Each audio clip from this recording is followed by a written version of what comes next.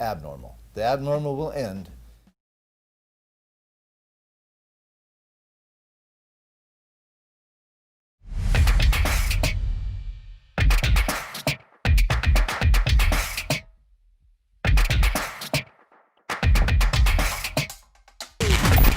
Hello, everyone. Welcome to episode 6 of The Future of Intermodal.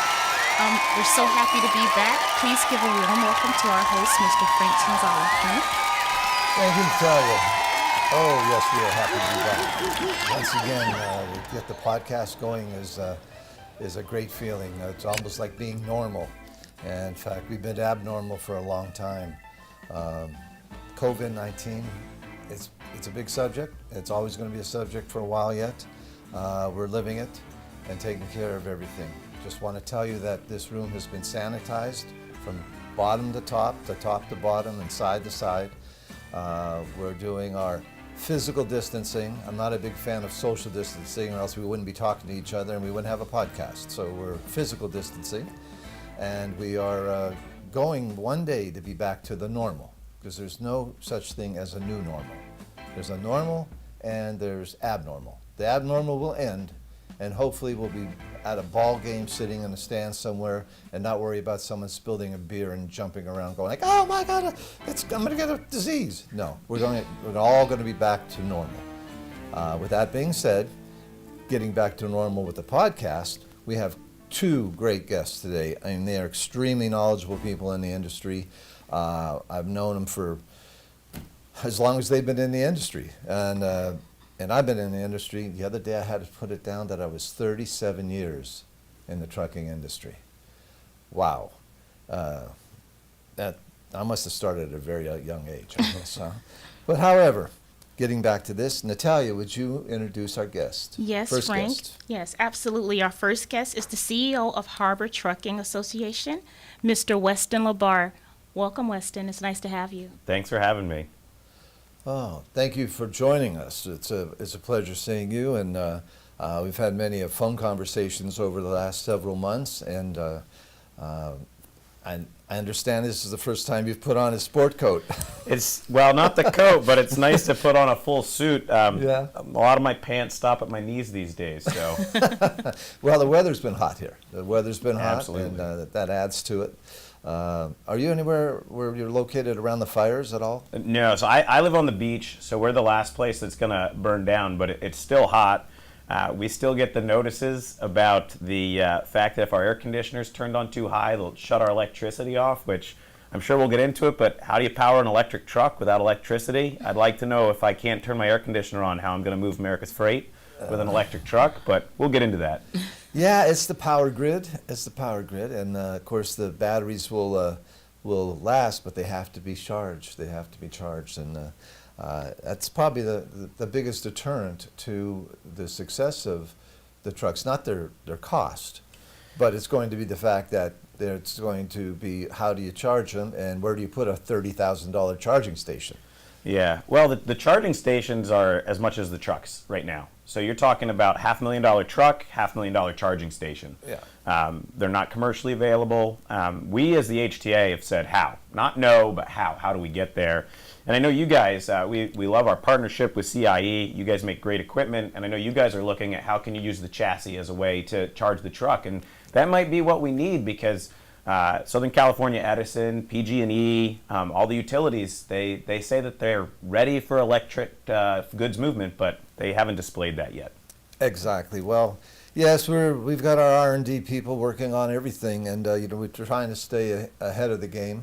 I know by 2024, there's supposed to be a big surgence of non-polluting vehicles for the Port of LA and Long Beach, but also 2028, 100%. So by 2024, the California Air Resources Board new regulation comes into effect. So you have to have the ultra low NOx trucks. 2035 is the goal for zero emissions. But none of this has fully been baked out. There's been the goal of zero emissions by 2035. That's the one steadfast thing. But there's been no plan put in place. And I've been told that a goal without a plan is just a dream, and the state of California is dreaming if they think we're going to get zero emissions by 2035, when the utilities and the state don't have an aligned strategy with the regulators on how we're going to supply the power for these electric trucks. Well, I know that our organizations, your organization, is banging on everybody's door to figure out these questions. Our members have already ordered hundreds of electric trucks. Probably about a dozen have been delivered statewide, many of them still in demonstration or pilot phase. BYD has delivered several commercial trucks, but beyond that, we haven't seen a commercial opportunity for deployment. And our members have been frustrated because, if they have 200 trucks in their operation, they get capped by 4 trucks that they can charge.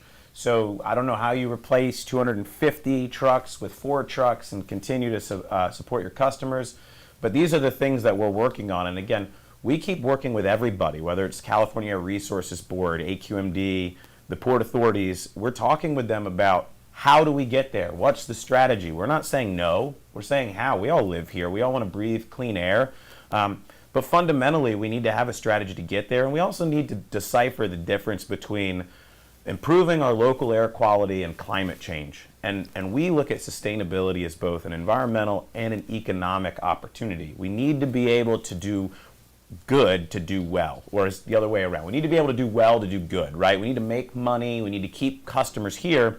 And if we push customers elsewhere, we may have better local air quality, but our zero emissions ports will be because there's no cargo here. And we haven't done anything for climate change because moving cargo to other areas of the country that don't have the type of regulatory requirements that we do, that doesn't help us from an overall global perspective. So what the HTA is doing is really leading the global efforts to clean our environment, and we're fighting with local regulators that can't decipher the difference between improving local air quality, which is paramount, and balancing it with a strong local economy and global climate change goals. Absolutely. Well, I tell you what, a lot of people may not, we have a lot of intermodal people watching this. The podcast has been hitting some really good numbers. However, not everybody knows your trucking organization. Could you give a synopsis and explain a little bit how you operate and where you operate within the state and how your members are gathered together, so on and so forth, and maybe some other organizations that you interlock with? Yeah, absolutely. So the Harbor Trucking Association is the largest drayage-specific organization in the country. We started out of the first Clean Trucks program in 2008, 2009. A group of our members got together because they were fighting some of the inequities of the first clean truck policy. From that, our members realized, hey, it's good to have our own voice. We need this voice for drayage in Southern California. I took over in 2014, so November will mark my 6th year as the executive of the organization. And in that time, we've really expanded how we operate, both physically and fundamentally. So physically, we now have very active members. We have members throughout the country, but we have an active membership in all the West Coast ports. Part of that's from consolidation. Part of that's from companies buying other companies and saying, well, we need your help here now.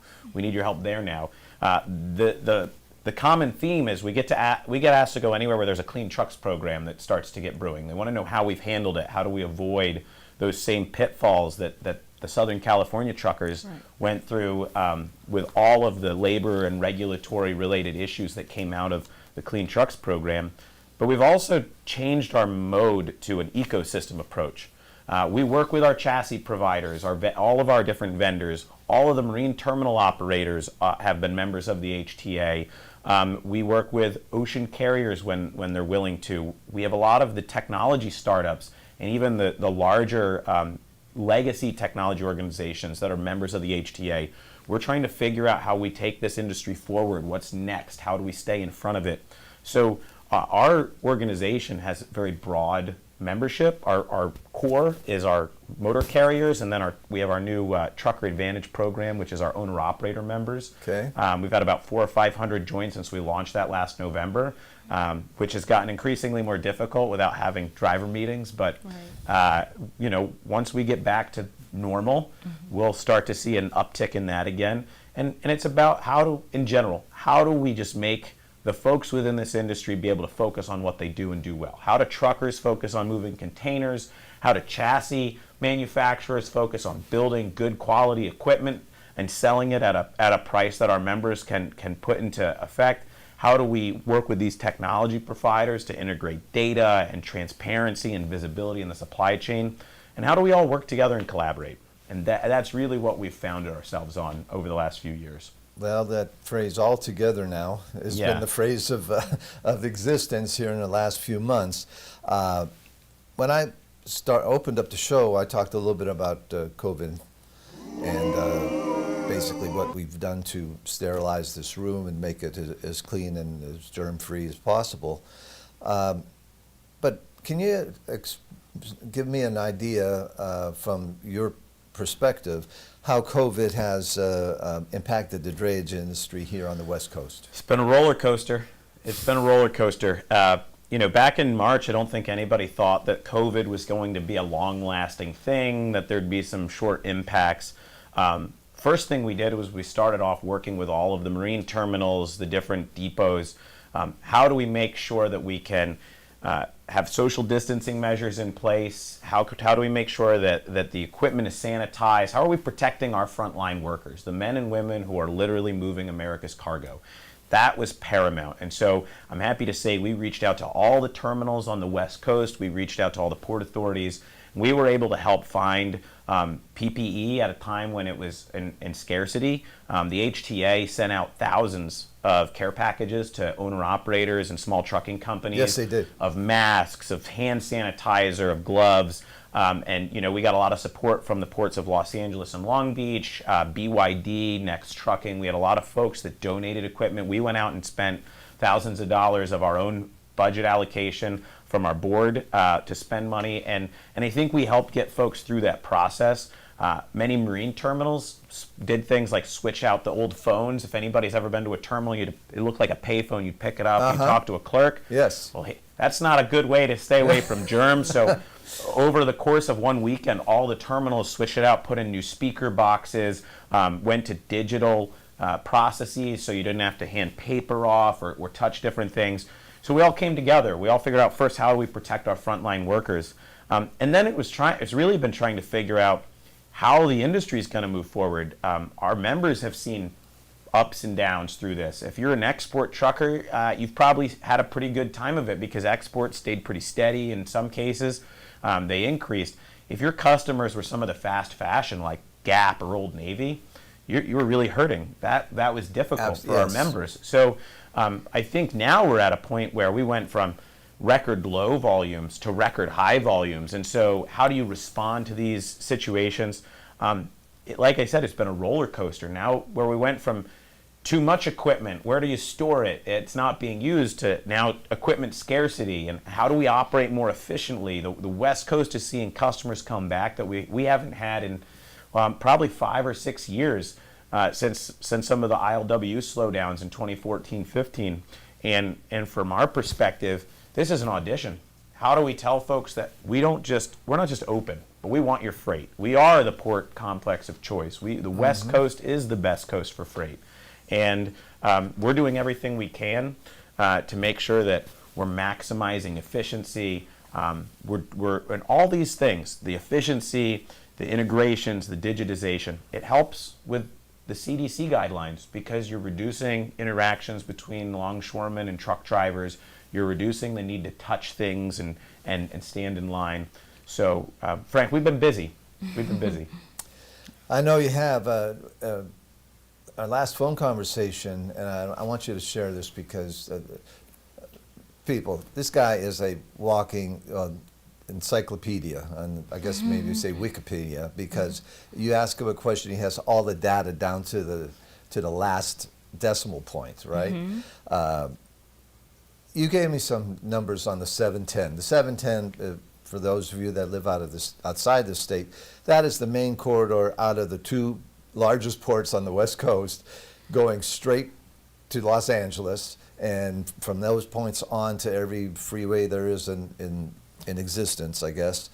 And the numbers, I've I drive on that home every night, and I drive on the 605 and the 105 on the way in the morning. It's just I live on the peninsula in Long Beach, so it's easy to go either way. But I look at the traffic on the 710 now. Now, in the middle of the epidemic, what I would say when everybody was at the downturn of nothing happening, you could drive on that street like it was a Sunday afternoon in Mayberry, RFD. You know, Yep. It's unbelievable. You know, nothing was out there. It's back to what I would say normal, and maybe a little bit above normal than it was. But if you could just throw some of those numbers out that you were giving me on the phone the other day. Well, yeah. So the Port of Long Beach alone had a record month in August or in July. So we're looking at the August numbers. August may be even bigger than July, but July 2020 was the most busy month in the history of the Port of Long Beach. They did roughly 150,000 gate moves. They were moving a lot of freight, and it's because so many folks, the importers, the things that we buy in stores, they were on back order. Folks are trying to get things back to customers. They're trying to replenish stock, and the fastest way to do that is through the West Coast ports. So if you look at where we were at in July, it was 200,000 more containers than came into the Port of Long Beach in June, and it was 300,000 more containers that came into Long Beach than in May. LA is seeing similar numbers, so you're talking about roughly 1.5 million plus containers, probably more than that, probably 1.6, 1.7 million containers that came in through the ports of LA, Long Beach alone. That is record volume. That is something that you don't see. And how do you respond to it when you're looking at things like, look, we 5 years ago, 6 years ago, before the alliances came into play, we did 80% dual transaction, container in, container out. Now it's more like 80% single transactions. You go in and you're only either going in with a container, coming out with one. Why, you said about the truck traffic. Well, why do you see more truck traffic? It's because now you need twice as many trucks to do the same amount of work. The chassis shortage we're dealing with, you need twice as many chassis to do the same amount of work. What we've said is, before we talk about what's the right amount of trucks to service the port, what's the right amount of chassis to be in the pool of pools, we need to take a look at how do we operate more efficiently? How do we make sure that we're reducing the number of truck trips it takes to move 850,000 gate moves? And at that point in time, we'll be able to have a real assessment of how much equipment and how many drivers we need. But that's important for us. It helps us get to our sustainability goals, right? Twice as many trucks means twice as much traffic, means twice as much idling. How do we get to our efficiency goals? How do we get to our, every couple of years, Frank, it's probably good for your business, but we read about a chassis crisis every time it gets really busy and everybody scrambles. Where do I find a chassis? Oh, I'm going to go over to CIE. I'm going to get the best dang chassis on the market. You know, these are things that we talk about every year. And so finally, the HTA came together this past week. In fact, we sent it on the 25th, so Tuesday of this week. And we said, enough is enough.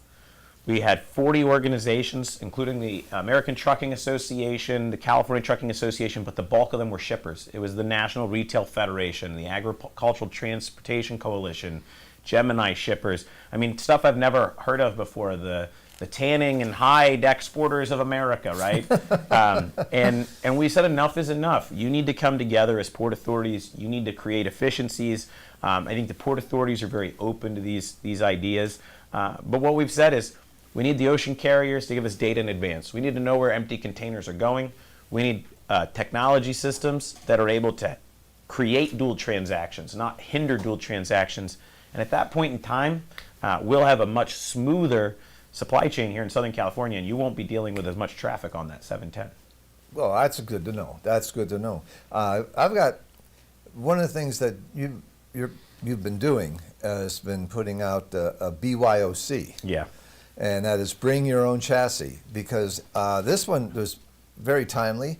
On July 30th, I think I get one of these every day. You should. They're out of chassis. 1, 2, 3, 4, 5, 6, 7, 8, 9, 10 providers were out of chassis. So if you go to those places, bring your own chassis. Just yesterday, another 1, 2, 3, 4, 5, 6, 7, 8 were out of chassis. And that it's dated right here, you know, in August 11th. We got an August 26th. Every day, oh yeah, here's August 26th, and that's a 1, 2, 3, 4, 5, 6, 7, 8 again. These are out, and there's a reason for it. And I'm going to have you explain the reason, because I understand that there was a shorter turnaround before, and now the turnaround is 3 times longer. Can you explain that? Yeah, so it's a couple different factors, and those numbers, those locations that you're talking about, that's just the information we get on a daily basis. So throughout the day, we get drivers that reach out to us, we get trucking companies reach out, and they'll say, oh, ABC Terminal's out of chassis too, you know. So that's just us trying to help our members prepare for the day. But it's a couple things. It's that dual transaction thing I talked about, Absolutely, right? yes. It is the fact that if I need, let's use round numbers as opposed to 850,000. Let's say you have 100,000 moves in a week. If I'm doing that where a trucker is able to go in and out each one, well, I need 50,000. There's 50,000 transactions, right? Because Yes. I'm taking a container in, I'm taking a container out, and the great thing is I'm quote unquote recycling that chassis. I can keep that chassis hooked up, and as long as the wheels are attached and the brakes are working and the lights are on. Well, our chassis, they're always working. Well, we don't worry about your chassis. But as long as the chassis are in good order, we can continue to operate, and it makes everything very seamless.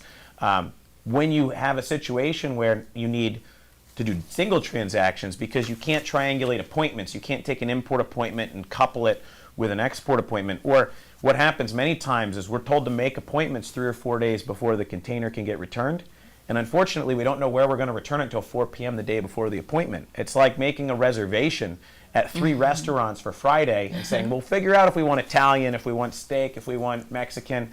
We'll figure it out on Friday, except we don't know. We find out on Friday, the Italian place and the Mexican place are closed, so you can only get steak. And oh, by the way, the steak place, they've said that you can only order a certain type of steak, and you don't have that type of steak. So we basically get shut out. So we need twice as many drivers. We get all these missed appointments because folks are hedging their bets to service customers. We need twice as much equipment. On top of that, we've seen COVID-related delays at distribution centers. Workers, they can't have as many workers because of social distancing and CDC guidelines. Mm-hmm. They don't have as much outbound equipment because you've got folks in other areas of the country that have decided we're not gonna drive a truck, or we're not gonna do this, or we're not gonna do that. So they don't have equipment to load on the outbound side. And between those two things, you've got the dwell of a chassis on the street up to 5 to 7 days beyond where it should be. Typically it's 3.5 days. We're seeing 9, 10 days dwell time. All of this is just a fundamental way to say, if you do the math, you probably need 4 or 5 times the amount of chassis to be able to service the amount of customers that are coming in than what we really should need if we operated efficiently. And we went from a situation where everybody was draying these chassis off. The major pool providers were draying them off because they were stacking up because there's no cargo coming in March and April and May. And so we saw out of service rates 17, 18%, where it's supposed to be like 3 to 4%. So not only did they have to move the equipment back to the terminals, they had to start fixing it. So we had less equipment than what we needed, a lot of out of service equipment, and then we were using it very inefficiently. We call that a perfect storm. Yeah, you've just lined out my next 4 questions here. I read ahead sometimes, Frank. You know? I apologize. No, but the good thing about it is, no, you did it quite nicely, putting it all together, because the challenges, you mentioned what the challenges were. You mentioned how you have to readjust because of those challenges. And then you gave a great explanation with the steaks and Italian and whatever. Those are the things that are making life at the port for everyone very, very rough. I sometimes have to drive over, and I'm going to ask you another question here in a second that has been bothering me for a long time, for almost like 6 years. But I go by and I see all these trucks idling there, and we know with an electric truck it wouldn't be idling, it would be just maybe have an air conditioning on or something, but that'd be it. What we're looking at is a lot of trucks that are fairly old, and they're waiting to get through the ports and do it in a fast way. With the backup that they have, when you're talking about hundreds of thousands of moves, you're looking at ports that can't expand anywhere. Yep. I mean, they got unless we build out into the water, that you can't go anywhere. But the roads are there. So I'm glad that you covered a few of these because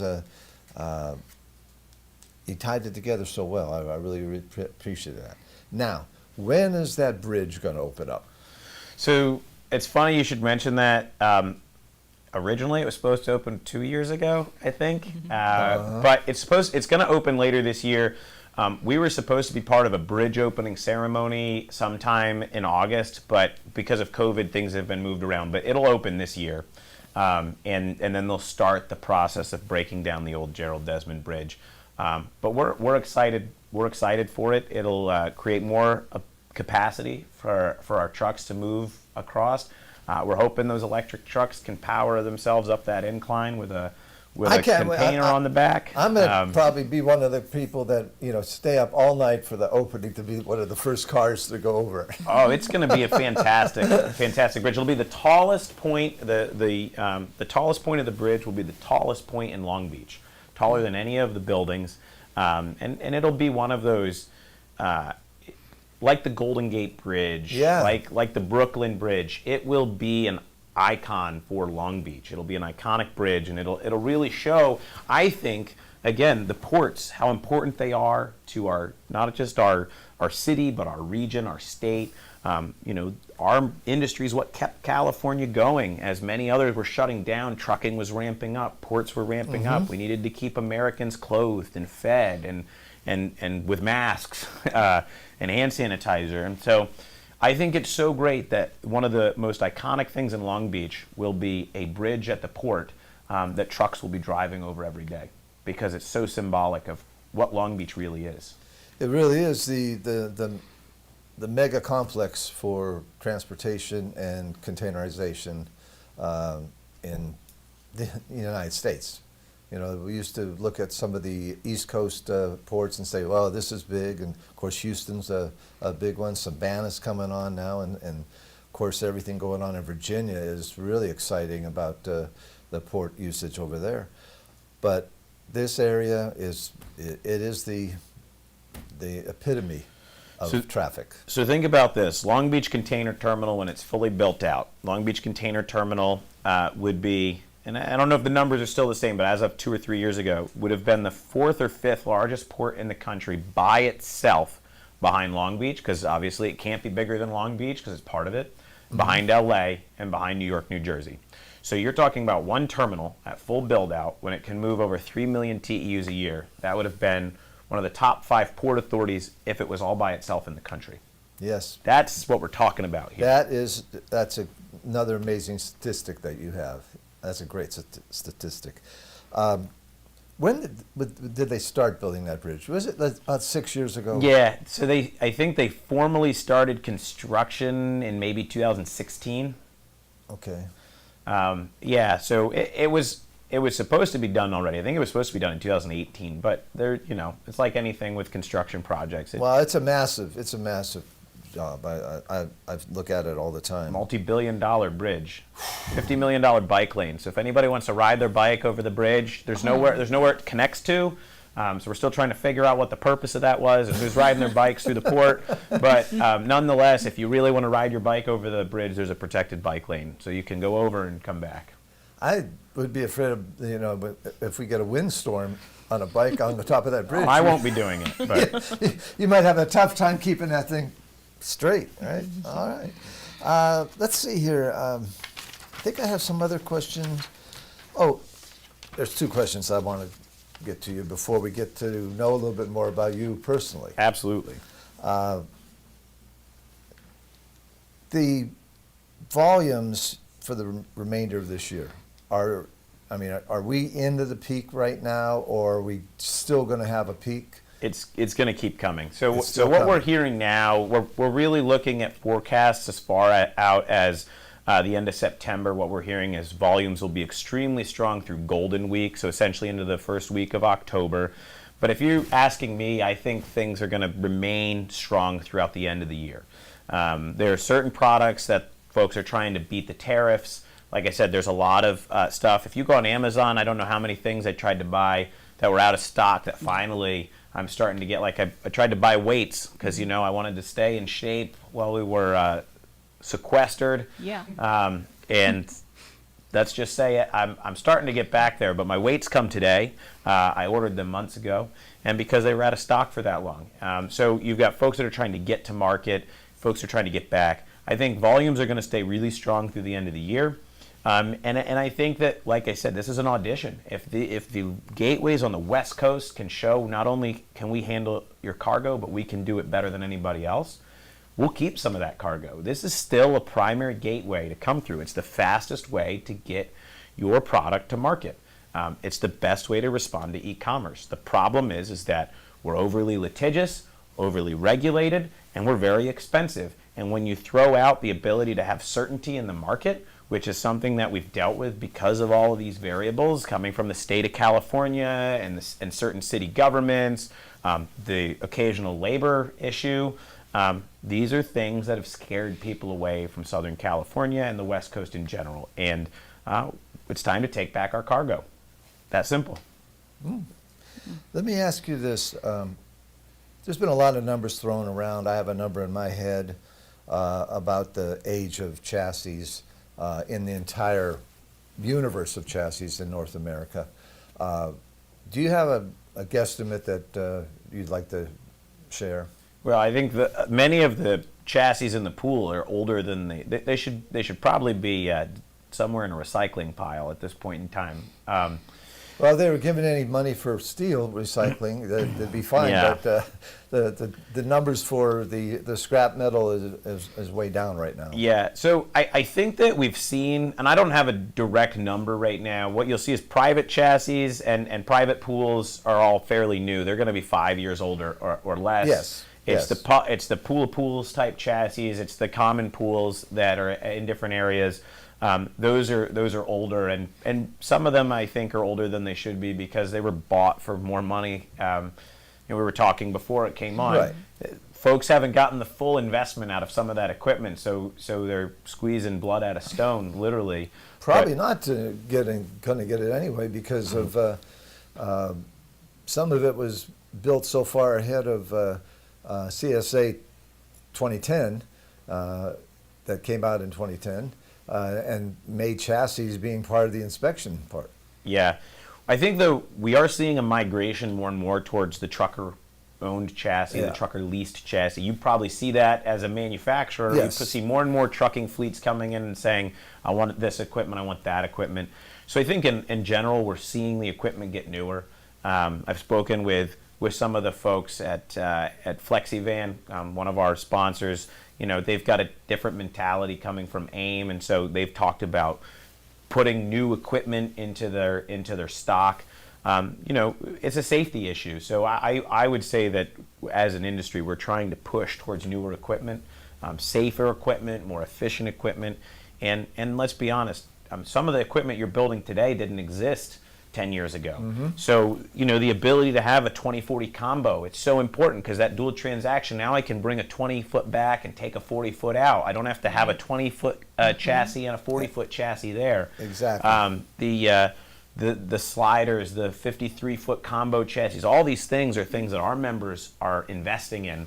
And then obviously, we love overweight cargo. So you need those triaxles. If you're in the P&W, you need those quad-axle chassis. Mm-hmm. So I think you're seeing the chassis market, and I'd love to hear from you, Frank. I think you're seeing it become more diverse. It's no longer your standard 40-foot gooseneck and 20-foot chassis. You're seeing more and more specialty equipment that truckers want. We have 19 models. Yeah. 19 models from a 20 and a 40. You've got more models of chassis than BMW does cars. Yeah, well, that's right, and we keep designing things too. I'll tell you what, I have never had as many triaxles as we have on order right now. Yep. And we have them on order with purchase orders in hand. It's not like, we're going to bring them in, then we're going to sell them. No, they're already sold. They're just waiting to be in and built here in manufacturing. When you came in today, you probably saw CRST being picked up. That's a trucking company that has bought their chassis, and they're moving them out of here. We've got the new track blue ones out there that are just going into service, getting out of our inventory. And I think we have some Milestone that have already gone through. There's other 40s that have been out of here. The 2040, I'd like to have 1,000. I'd love to have 1,000 right now of the 2040 combos. They're a hot commodity. Oh my gosh! And I've got people like FedEx calling up saying, "When can we get 53s?" And I'm going, "You can't get another 53 box until 2021. That's sold out." And we don't even, we're not even selling those, but I mean, a sister company does that, but they're sold out. What do you need the 53s for? Because we can't get them back, and we need to have People the like moves. to use them. And we can use them.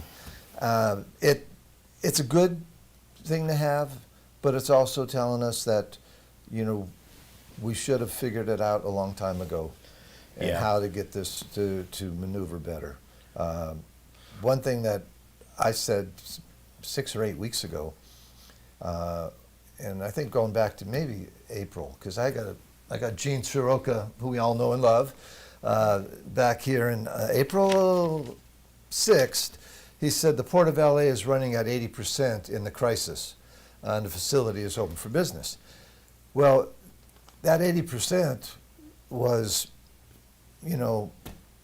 a tough thing to handle when you're trying to run at 98% all the time. It's an interesting thing too, because But now they're 110%. well, now they're dealing with more volume than like I said, we can handle the volume. We just all need to come together and talk about how we do that as a coalition, as collaboratively as possible. I know that our gateways and our members of the supply chain are ready, willing, and able, as long as we have conversations and we don't inadvertently create unintended consequences that impact other members of the supply chain. But that 80%, the Port of LA, for instance, and this is just how the calculations go, they're just looking at gate moves.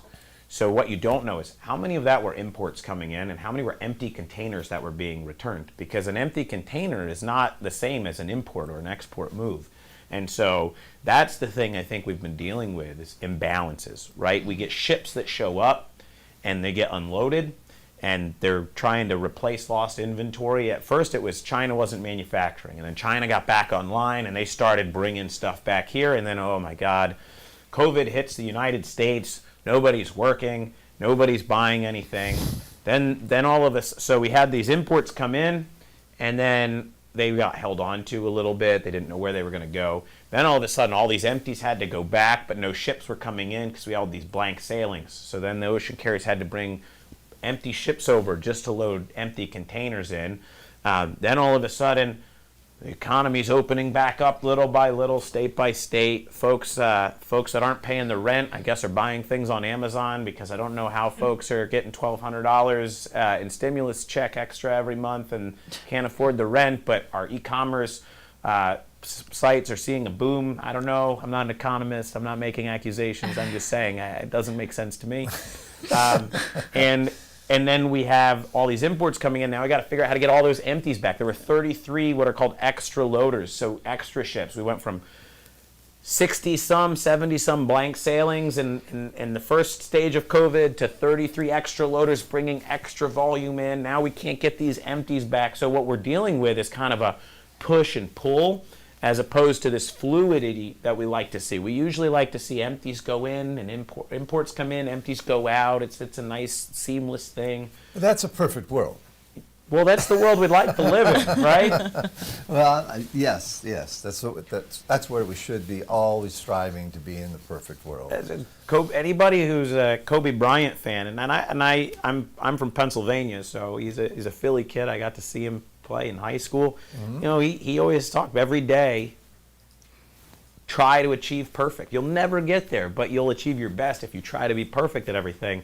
And that's the one thing I'll say about this industry is sometimes we're so codependent on each other.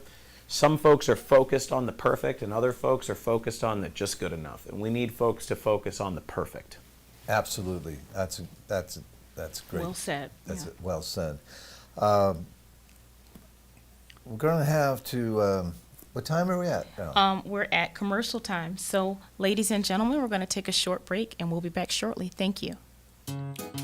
Join us Thursday, September 3rd for Harbor Trucking Association's second virtual happy hour.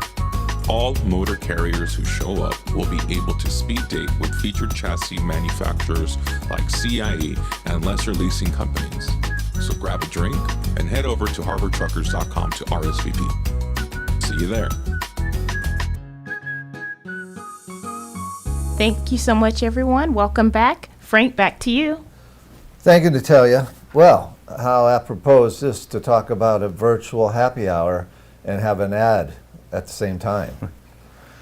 Well, we can't get together and drink. HTA has been a very social organization since its founding. Our members love getting together at the yacht club, at different areas, and not just coming together to share information and get educated, but to share camaraderie and do business. And so we started this virtual happy hour. We did our first one as a test run a couple weeks ago, and we felt like what better way to start than a chassis-focused virtual happy hour where all the motor carriers that show up, it's kind of like speed dating. They get to get in a different room with every different chassis provider who's there, whether that's a manufacturer like CIE or a lessor like one of the many leasing companies that are members of the HTA.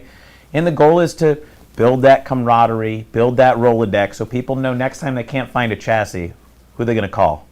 All right. That's All right. right. Well, I'm looking forward to it. The first one is very well organized. I know, every time you have a first of anything, our first podcast, I think was an hour and 20 minutes. When we finally finished it up, Yep. and they finished it up to be the podcast, we thought, wow, that is really great. And then we're thinking, well, no one's going to listen to an hour and 20 minutes of podcast, but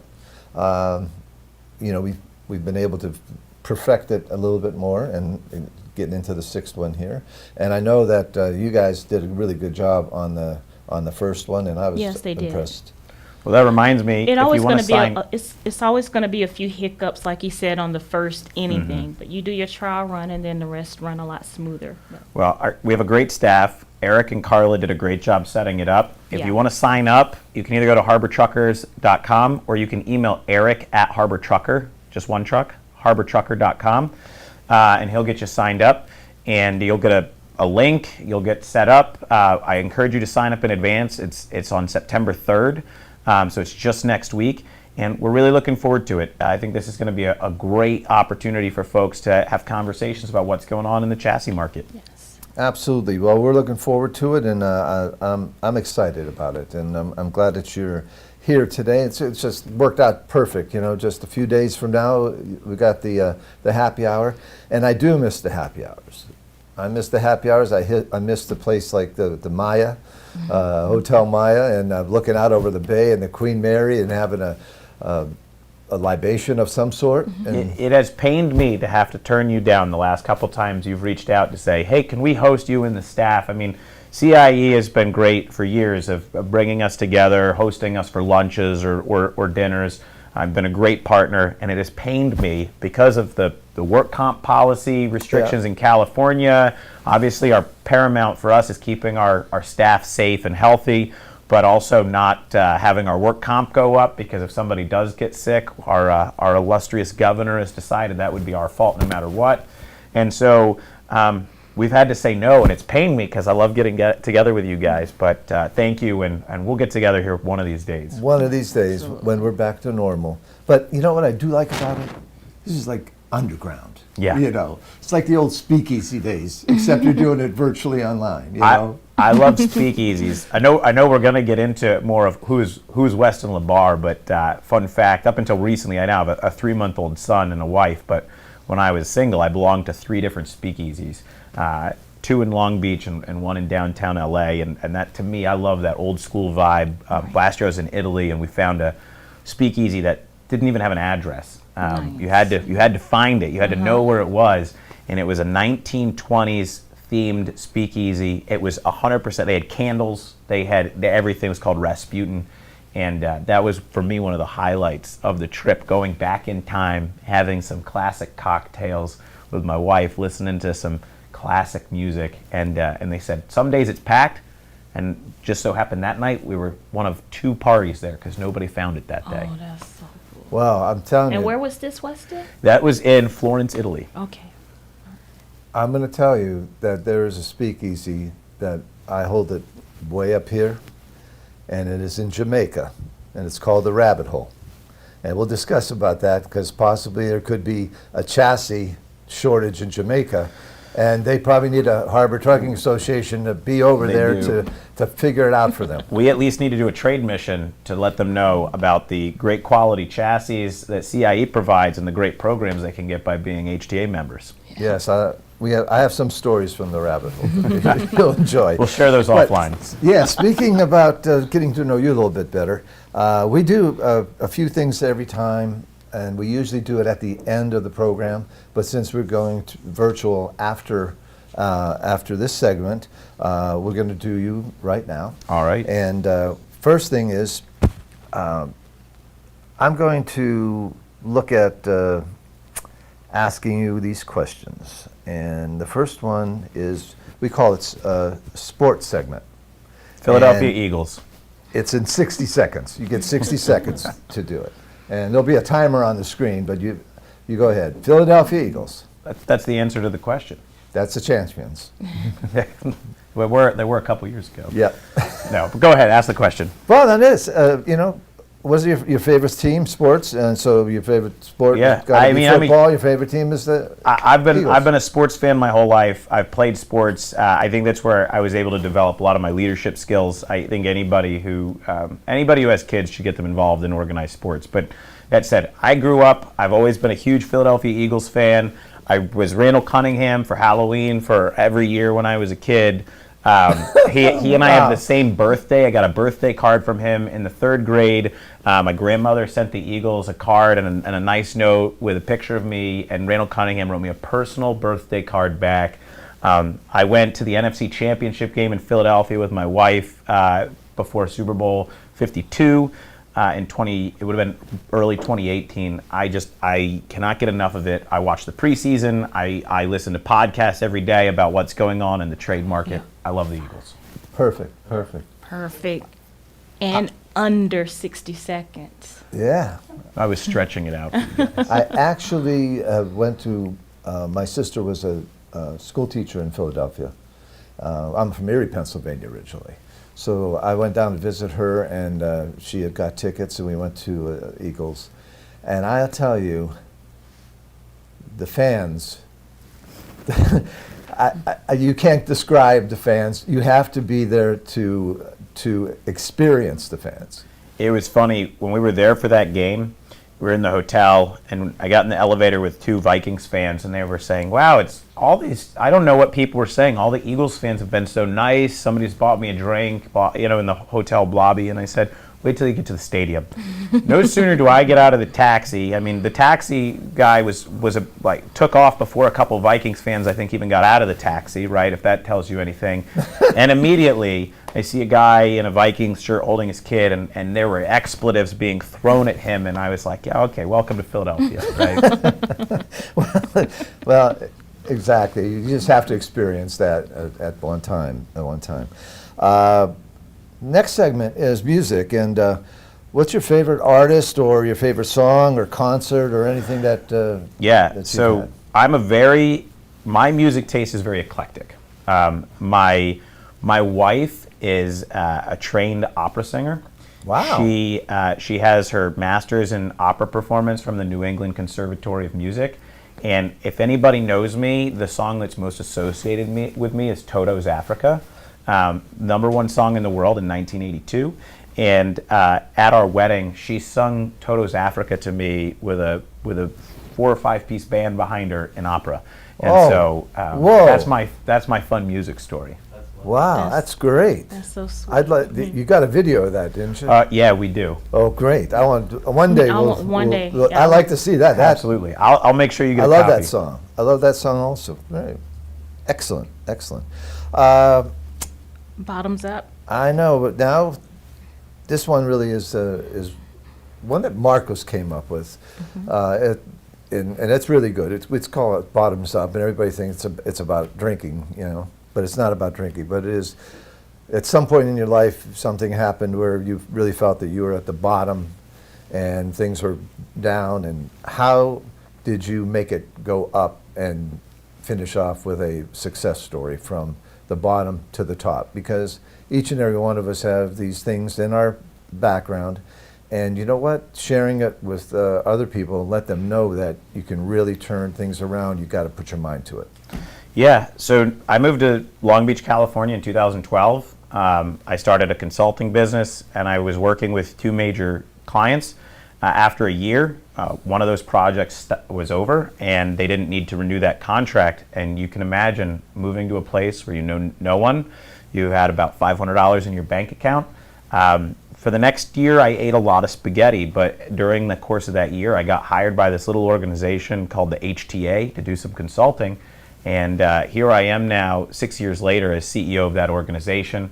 I own two other businesses. That one consulting practice became one of the top 20 public affairs firms in Los Angeles County at one point in time. And I now have a venture capital fund that I operate and invest in small freight tech startups in this industry. So for me, it's all about perseverance. You learn from the challenges, and it's really the challenges that you overcome teach you who you are. Perfect. Well, what a great story. That is. Congratulations on that. Thank you. Yes. We have a lot of people on the show, and they all have a different take on things. That was a great story, too. I was hoping it was about drinking, though, because I collect whiskey. I have over 150 types of whiskey in my collection at home, and every time I do one of those Zoom happy hours, people ask me what bar I was able to break into to do my Zoom from. There you go. So, Well, but next time we'll get into the whiskey. I'm on a lot of Zoom calls and team calls and all that. So one day I'm doing it in my living room, and it was with the chairman of our board, and he goes, "What bar are you in?" And I go, "What do you mean? I'm at what a bar?" He goes, "Well, there's a lit up sign behind you that says bar with a." And it is. Actually, I didn't even know it was on, but here it is. And it's right it's at the end of the kitchen from the living room. And I look around and go, "Oh, no, that's my house. I'm at my house." And he looked at me like, Anyway, bottoms up. Thank you so much for that. Well, let's see. What can I ask you now? I guess the only thing I can really ask you is, what did you think about this podcast and your participation? And of course was much appreciated, and you're one of the most exuberant people that we've had on, and that's a good thing. That's a good thing. And while you were out of the room earlier, I had to mention to them that the darn thing about him is I have to pull everything out of him. I know, it's like pulling teeth with this guy. Pull everything out of it. It's really tough. No, absolutely. I mean, what It's a wonderful refreshing to interview. see. Yeah, he's so passionate And, about you what should you do this Yeah. as a living. You should Yeah. really do this as a living. If you love what you do, if you're passionate about what you do, you never work a day in your life. And I call this industry quicksand. I never thought, if you would have asked me coming out of college, what do you think about getting involved in port drayage? My response first would have been, what the hell is port drayage? Yeah, of course. But I never thought I'd get into this industry. I really was a political guy, and I hate politics, and I love trucks now. So for me, I get to do something I love. I get to do something that I think is impactful every day. When I see folks buying things on store shelves, people really valued trucking when they couldn't get toilet paper for a few months there. So I love what I do. I want to continue to be in this industry for a very long time. And I call it quicksand, like I said, because nobody plans on getting into this industry, but once you stick your foot in, it's just really hard to pull it out. Absolutely. 37 years ago, a guy called me up and he had a patent that he wanted to buy, and he said, "It's about air brakes." And I go, "What the hell are air brakes?" And he goes, "That's how trucks stop." They stop on air? I mean, I don't know anything about that. He says, "Yeah, but you find things like this, and you've had some patents. I want you to come along with me just to make sure I'm making the right deal." And that's how we together started a company called the Minimax Air Brake Product, 1983. And I remember the first people that I talked to, and they asked me what other businesses or I had done and whatever, and I told them, and they go, well, you'll never leave trucking.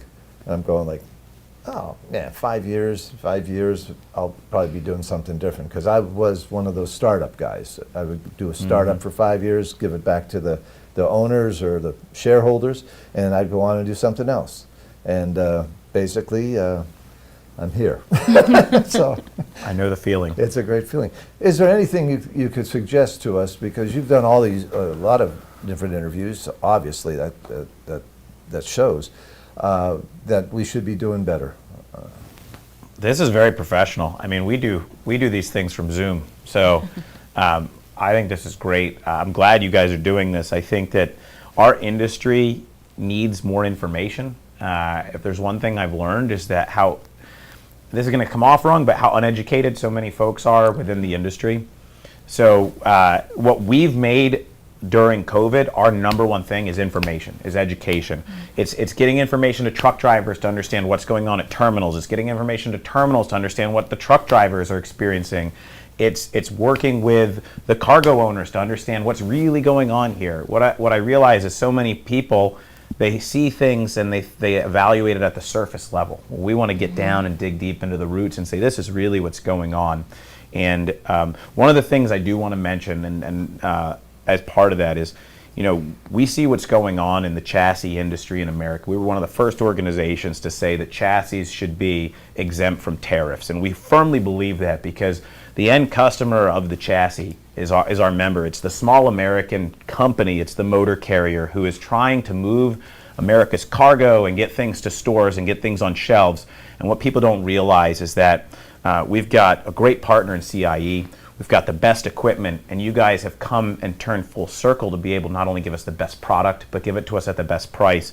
And I just feel terrible about how you guys have been targeted, because you've been such a great partner and provided such a great product, because our members rely on that. They rely on that affordability and that reliability to service their customers.